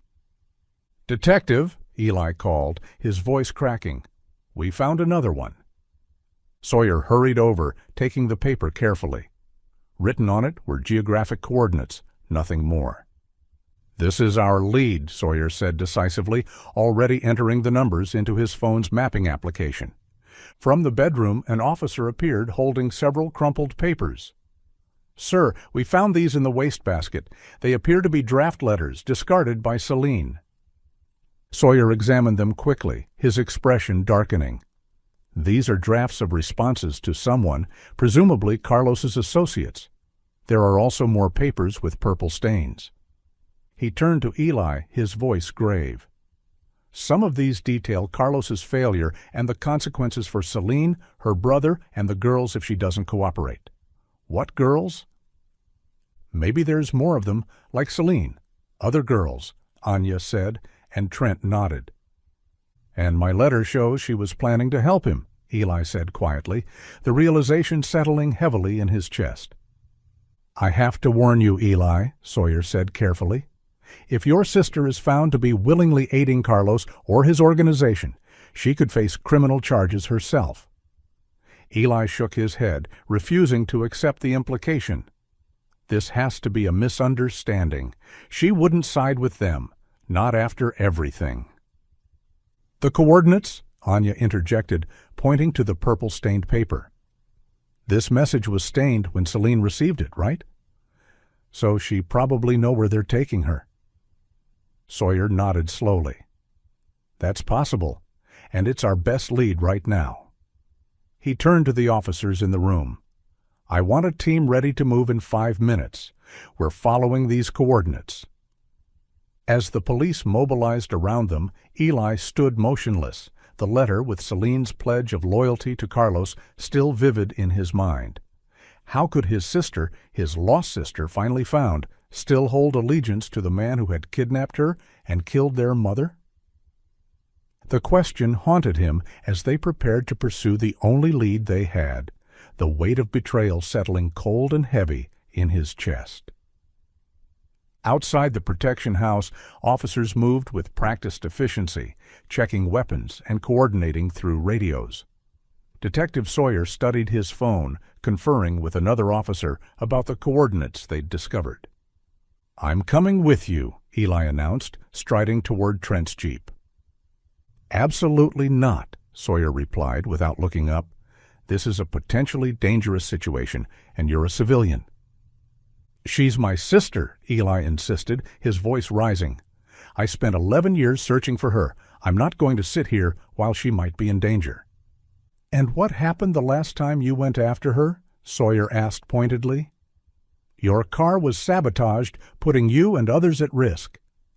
Eli opened his mouth to protest, but Trent stepped forward, placing a hand on his shoulder. "He's right, Eli. Let the professionals handle this." A tense silence fell as Eli struggled with the decision. Finally, he nodded reluctantly. "Fine, but I'm coming with you, Detective. Not in Trent's car, in yours." Sawyer considered this for a moment, then sighed. "All right, but you stay in the car when we arrive, and you follow my orders without question. Understood?" "Understood," Eli agreed, relieved to have won this small concession. Trent and Anya approached to say goodbye.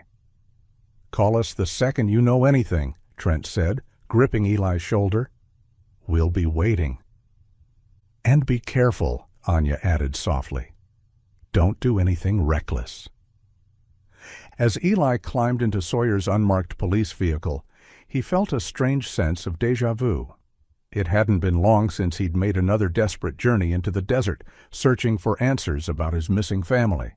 Now history seemed to be repeating itself in the cruelest way. The journey was long, the coordinates leading them deep into the Presidio County desert. Sawyer kept up a steady stream of communication with headquarters, occasionally pointing out landmarks to Eli as they passed. "What exactly are we driving toward?" Eli asked, watching the familiar desert landscape scroll by. "Based on satellite imaging, it appears to be a house," Sawyer replied, his eyes fixed on the road. "Isolated, but not completely off-grid. It's close enough to civilization to appear on maps, but remote enough to avoid casual observation." As they drove, Sawyer explained their plan. "We've got additional units meeting us at a rendezvous point 5 miles from the target. We'll approach without sirens to avoid alerting anyone inside." Eli nodded, his mind racing with scenarios and possibilities. What if it's empty? What if they've already moved her? "One step at a time," Sawyer counseled. "Let's confirm what we're dealing with first." When they finally approached the location, Sawyer pulled over to join 2 other police vehicles, waiting with their lights off. The officers gathered for a brief strategic discussion, occasionally glancing toward Eli, who remained in the passenger seat as instructed. After a few minutes, Sawyer returned. "We're proceeding to the house. It's about half a mile ahead. You are to remain in this vehicle with the doors locked. If anything happens, use this satellite phone to call for backup." He handed Eli a bulky device. "Understood?" "Yes," Eli agreed, accepting the phone. Sawyer fixed him with a stern look. "I mean it, Eli. No heroics. If your sister is in there, our best chance of getting her out safely is following protocol."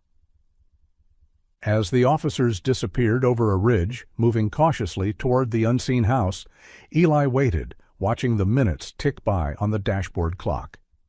Every second felt like an eternity, his mind conjuring increasingly dire scenarios. Finally, the radio crackled. "House is secure. No occupants found." Eli's heart sank. They were too late. 20 minutes later, Sawyer returned, his expression unreadable. "The house is empty," he confirmed. "But we need to take a closer look. Come with me, but stay close." Together, they approached the structure, a weathered single-story building with peeling paint and boarded windows.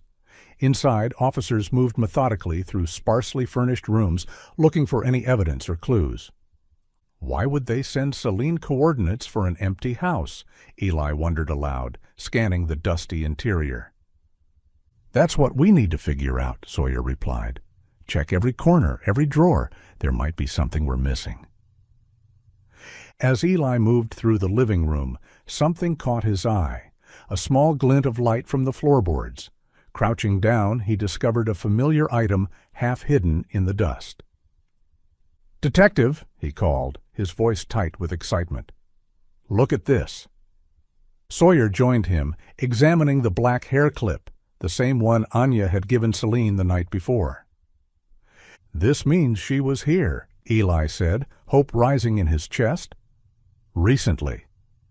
Sawyer nodded, carefully bagging the evidence. As he straightened, his gaze fell on the floor where the clip had been found. He moved his foot experimentally, tapping against the wooden planks. "Listen to that," he said, stomping lightly. "That's hollow." Calling over 2 officers, Sawyer directed them to examine the flooring. Within minutes, they had located loose boards that, when removed, revealed a hidden trapdoor. "Stand back," Sawyer ordered, drawing his weapon as another officer pulled the trapdoor open, revealing a set of stairs descending into darkness. The lead officer approached, his expression serious. "Detective, this could be connected to a larger tunnel system. These old military tunnels from World War II run beneath parts of the Texas desert with multiple exits. Smugglers use them to evade border patrol and transport contraband." "Or people," Eli added quietly, thinking of his sister. Sawyer's jaw tightened as he assessed the situation. "We need a tactical team. This is beyond our current capabilities." "But Celine," Eli began, "is either gone already or deep in a tunnel system we're not equipped to safely navigate," Sawyer interrupted. "I understand your urgency, Eli, but rushing in without proper backup would be foolish." The lead officer nodded in agreement. He's right. Those tunnels could be dangerous, possibly booby-trapped, and certainly well-defended if they're actively being used by smugglers. Frustration burned like acid in Eli's stomach, but he recognized the logic in their caution. Still, as they exited the house to wait for the tactical team, he couldn't help feeling that every minute that passed put Celine further beyond his reach. Again. The desert sun beat down mercilessly as a temporary command center materialized around the isolated house. Officers erected shade tents, unloaded communications equipment, and established a perimeter, the disciplined efficiency of their movements a stark contrast to Eli's restless pacing. "How much longer?" he asked for the third time, watching as Sawyer coordinated with newly arrived officers. "Tactical team is still about 40 minutes out," Sawyer replied, not looking up from his radio. "I know it's frustrating, but we need to follow protocol." Unable to remain still, Eli decided to explore the area around the command post, staying within the established safe perimeter. The hair clip Anya had given Celine felt heavy in his pocket, a tangible reminder of how close, yet how far, they were from finding her. Taking it out, he turned it over in his hands, remembering Celine's reaction when Anya had first offered it to her. The knife blade extended smoothly when he pressed the safety button, catching the harsh sunlight. Something about the reflection caught his attention. On a whim, Eli tilted the blade, watching how it redirected the sun's rays. A glint in the distance answered his movement, a brief, unmistakable flash of light. "Detective," Eli called, hurrying back to the command tent. "I saw something out there." Sawyer looked up, skeptical. "What kind of something?" "A reflection," Eli explained, demonstrating with the knife. "When the sun hit this at a certain angle, I caught a reflection from somewhere west of here." "Could be anything," one of the officers commented. "Piece of broken glass, discarded can." "No," Eli insisted. "It responded to my movement. When I shifted the blade, the reflection changed." Sawyer hesitated, clearly torn between protocol and curiosity. "The tactical team will be here soon. We should wait." "Just let me show you," Eli persisted. "It's not far. We can see it from here." After a moment's consideration, Sawyer nodded. "All right. Dixon, Martinez, you're with us. The rest of you maintain position and wait for tactical." The four of them loaded into a patrol car, Eli directing them west from the house. As they drove slowly across the rough terrain, Eli explained how he'd noticed the reflection. "There," he said suddenly, pointing ahead. "About 300 yards between those rock formations." Sawyer stopped the car, pulling out his binoculars. "I see it," he confirmed after a moment. "It's a mirror, a large one, like a bus-side mirror, mounted on some kind of pole." "What's a mirror doing out here in the middle of nowhere?" Officer Dixon asked, squinting toward the distant object. "It's been put there deliberately," Sawyer said, lowering the binoculars. "And from the condition, it's not recent. It's weathered, been there for some time." "GPS shows nothing on the map here," Officer Martinez noted, checking his device. "No structures, no marked roads." "It could be a signal system," Sawyer suggested. "Something to communicate with the house without technology that could be traced." Eli studied the surrounding landscape. "Look at the ground. There's a trail leading up from the mirror to that rise." Indeed, a faint but discernible path wound from the mirror's position up a gentle slope that disappeared behind a cluster of boulders. "Someone's been using this route," Officer Dixon observed, "recently and frequently, based on how clear the track is." Sawyer's expression grew serious as he radioed back to the command post, informing them of the discovery. After a brief conversation, he turned to the others. "Protocol says we should wait for tactical before proceeding," he began, staring up at the path with a conflicted expression. "But the team is still 30 minutes out, and this trail looks recently used. If Celine is up there—" "We need to check it out," Eli finished, already moving toward the start of the path. Slowly, Sawyer cautioned, drawing his weapon. All right, we'll just check out where it leads. It might be a dead end. Eli, stay behind us. Martinez, you're on point. Dixon, watch our 6. The climb wasn't especially steep, but the path twisted unpredictably around rocky outcrops and dense brush. The officers advanced with practiced precision, weapons at the ready, exchanging silent hand signals. What was meant to be a quick inspection had become an unexpectedly intriguing trail.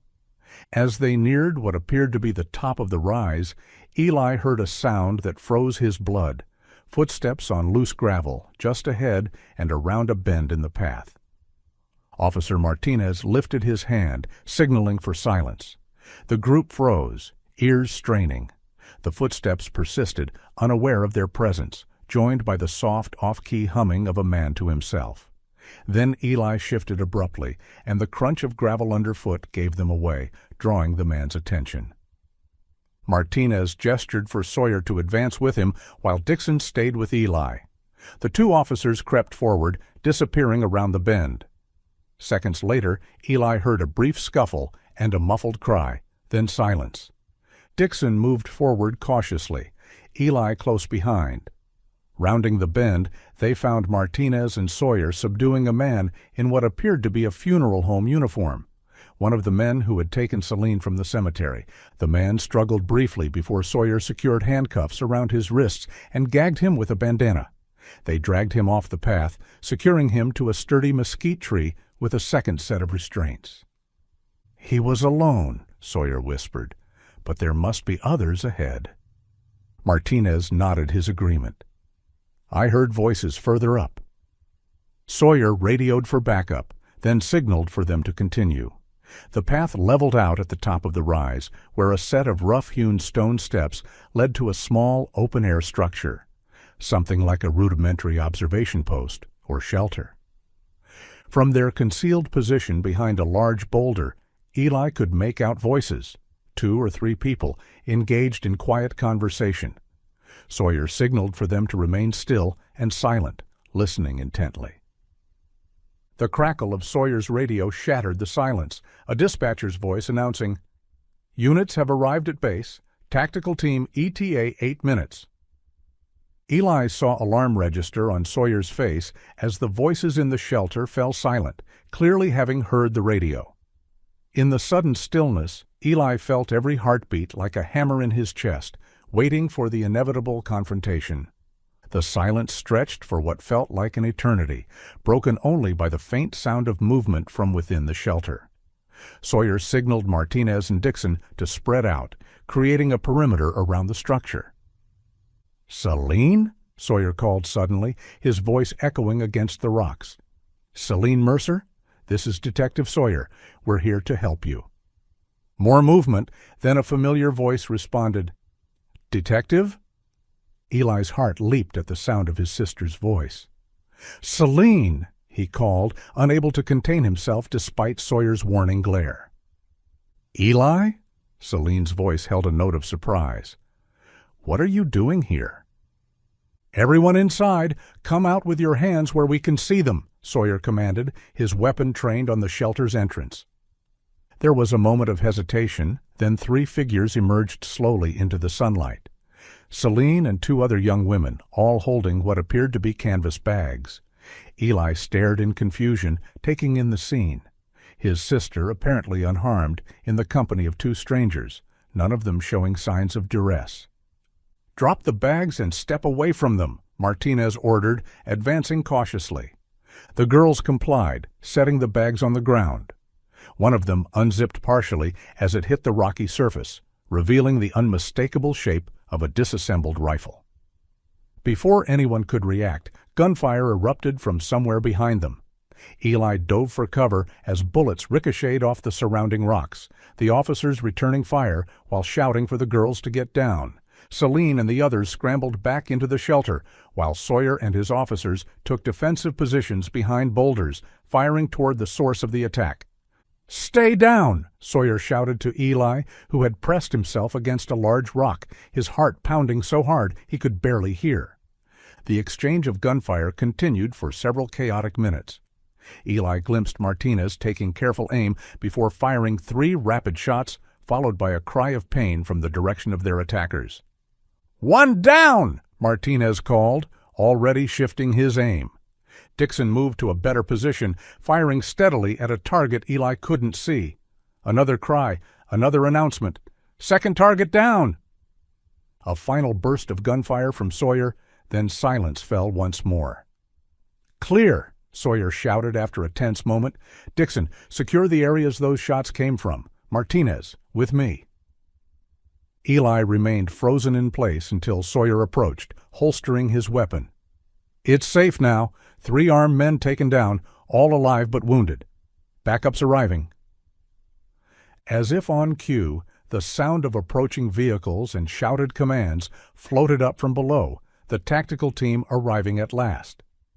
"You did this, Celine!" one of the wounded men shouted at her, struggling against his restraints despite his injury. "You brought the police to us, traitor!" "Silence!" Officer Martinez ordered, roughly pushing Ronnie's face down as they secured him. "You'll have plenty of time to talk at the station."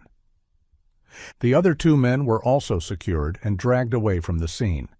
Once the area was declared safe, Eli hurried to Celine's side, where the 3 young women huddled, helping her to stand as she emerged shakily from the shelter.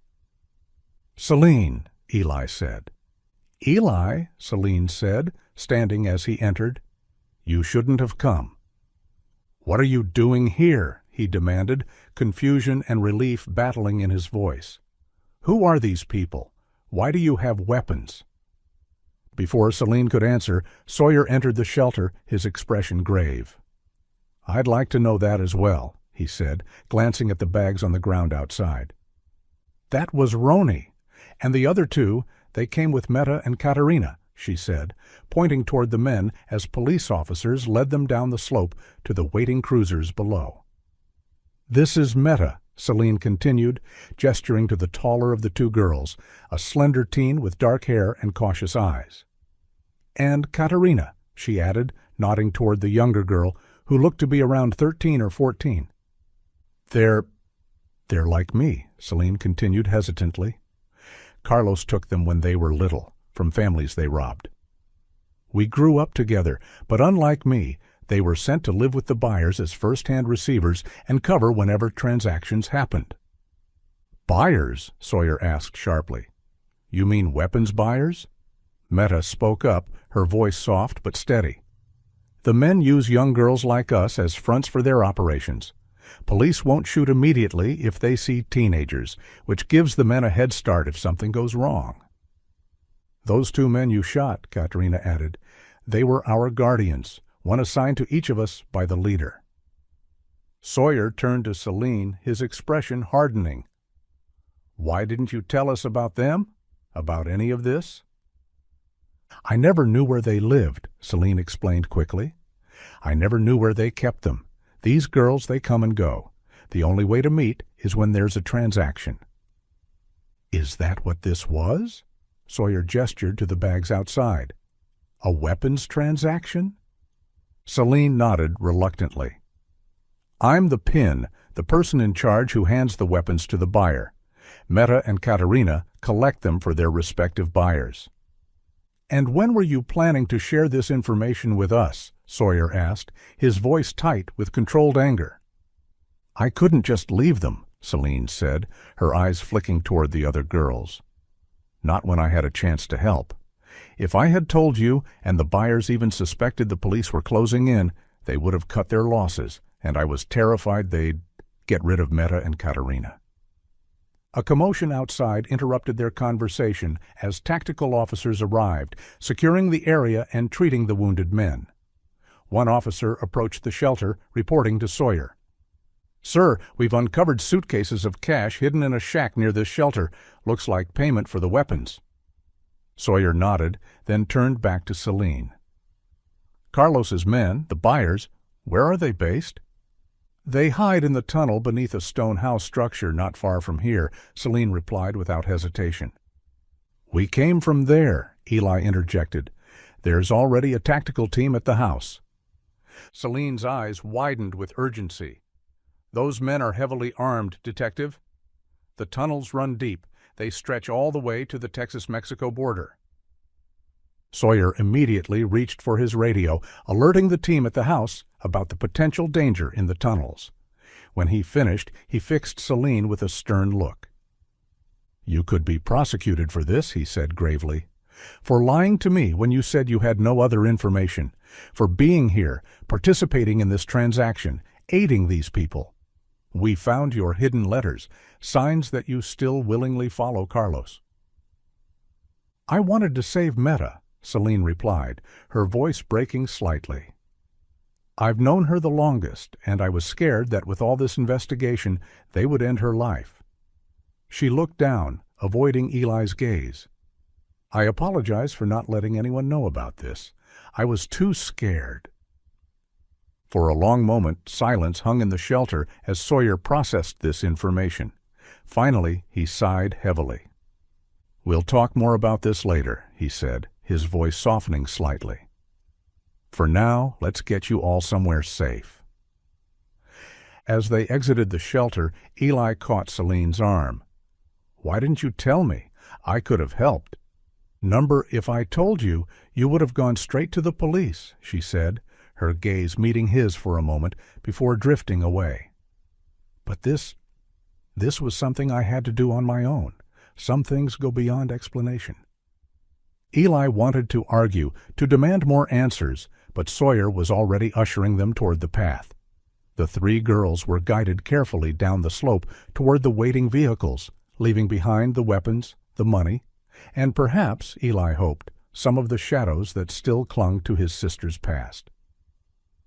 The drive back to the stone house was tense, the silence broken only by radio chatter as Sawyer coordinated with the tactical teams. Through the car window, Eli watched the desert landscape roll by, so familiar and yet somehow more menacing now that he understood more about what had been happening beneath its surface all these years. Celine sat beside him, her eyes fixed on some distant point. The other two girls had been placed in separate vehicles, surrounded by officers taking preliminary statements about the buyers they represented. As they approached the house, the scene that greeted them looked like the aftermath of an intense operation. Sawyer pulled up at a safe distance, instructing Eli and Celine to remain in the car while he assessed the situation. Through the open window, Eli could hear snippets of conversations, reports of resistance encountered in the tunnels, injuries sustained, weapons confiscated. Police vehicles surrounded the property. Several police personnel were being treated by medical teams for gunshot wounds. Tactical officers moved purposefully between vehicles, and a tense but controlled atmosphere pervaded the scene. Sawyer spoke briefly with the tactical team leader before returning to update them. "The tunnels were occupied, just like Celine warned," he confirmed. "We've taken 8 men into custody, 4 identified as representatives of the weapons buyers based on their IDs and the documents recovered. The other 4 were part of Ronnie Hardohel's crew." Eli watched as the 4 men, distinct from Ronnie and his crew in both appearance and attitude, were escorted from the house in handcuffs. Dressed in loose T-shirts now coated with desert dust, they carried themselves with a composed, calculating air rather than open hostility.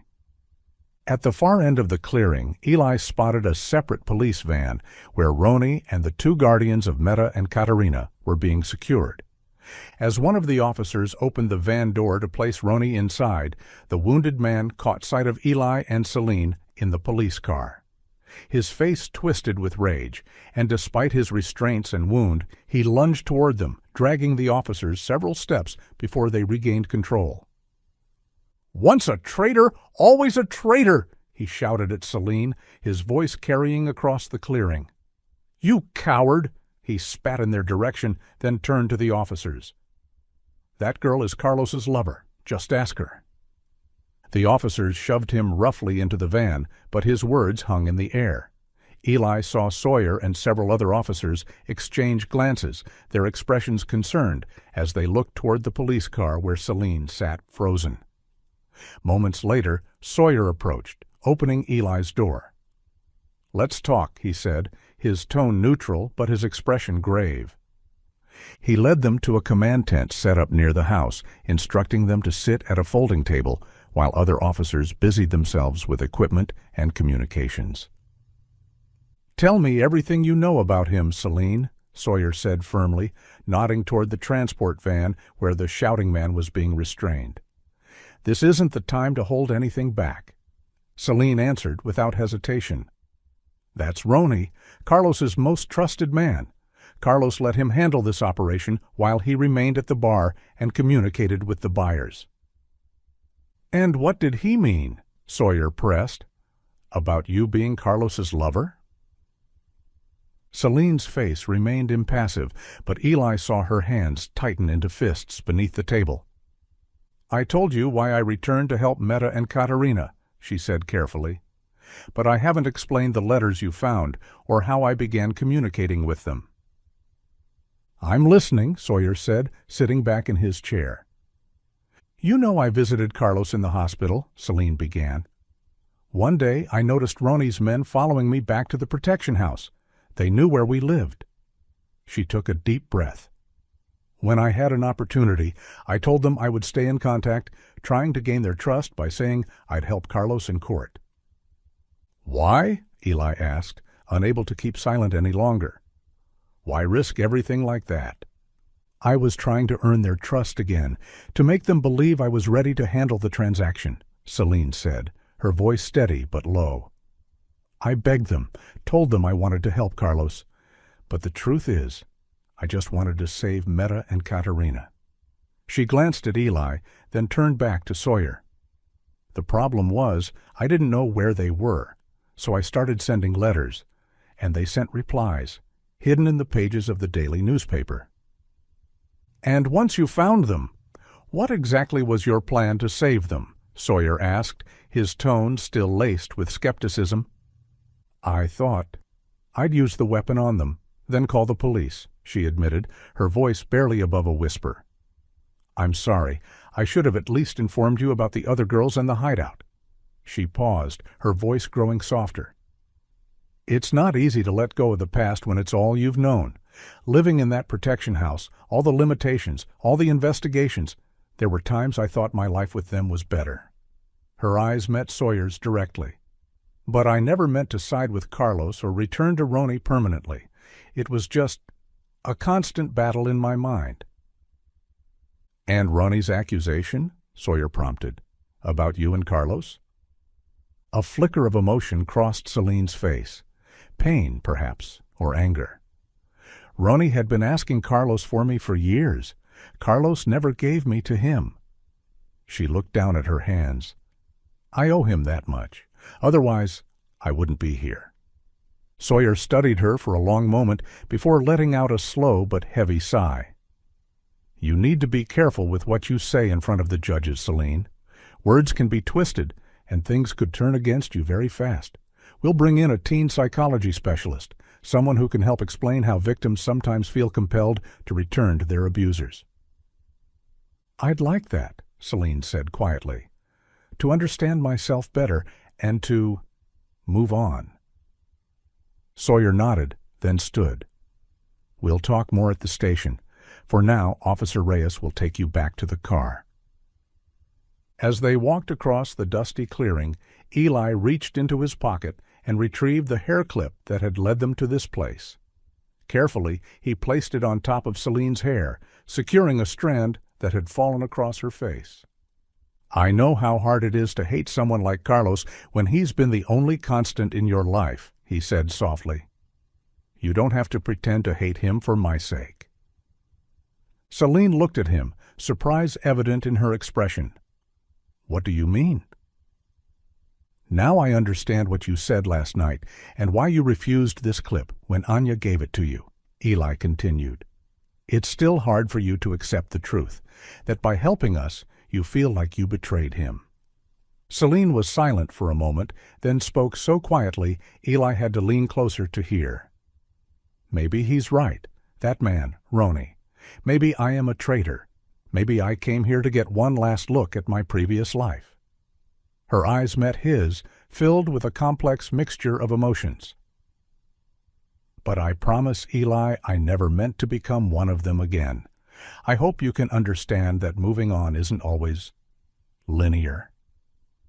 "I do understand," Eli assured her, surprising himself with the truth of it.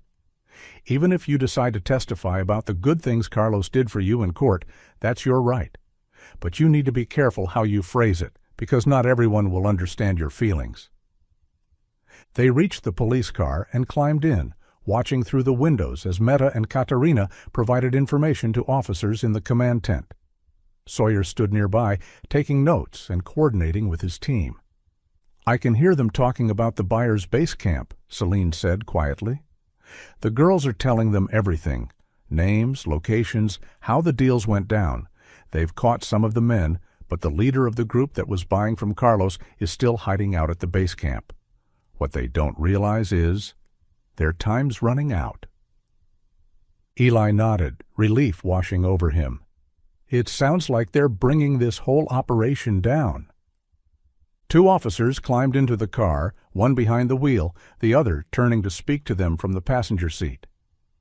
"We're heading back to the station so you can give your formal statements," he said. "The other girls will be transported separately." Celine leaned forward urgently. "Please, you have to send teams to those base camps now, before they realize something's wrong and vanish. The girls already gave you everything you need. If that leader gets away, they'll just rebuild somewhere else, and all of this will start over." The officer in the passenger seat exchanged a look with his partner, then gave a reassuring nod. "Two tactical teams were already dispatched," he said. "They're moving in as we speak. We're not letting anyone else get away." As they pulled away from the stone house, Eli watched the desert recede in the side mirror. It struck him that healing from trauma was indeed, as Celine had said, not linear. The protection house might be their home for weeks, the legal battles might stretch for months or even years. But the psychological wounds, those might take a lifetime to fully heal. Yet for the first time since finding Celine, Eli felt a stirring of genuine hope. The road ahead would be difficult, marked by setbacks and unexpected turns, but they would face it together, rebuilding their lives one day at a time, reclaiming the years that had been stolen from them both. As the car sped toward Alpine, carrying them back to a world of statements and proceedings, evidence and testimonies, Eli reached across the seat and took his sister's hand. To his surprise and gratitude, she didn't pull away. "Whatever happens next," he said softly, "we'll figure it out." Celine's fingers tightened around his, the simple gesture more reassuring than any words could have been. They had found each other in the vastness of the Texas desert, against impossible odds. Surely, Eli thought, they could find their way forward from here. Two survivors navigating a landscape as complex and unforgiving as the desert itself, but no longer alone.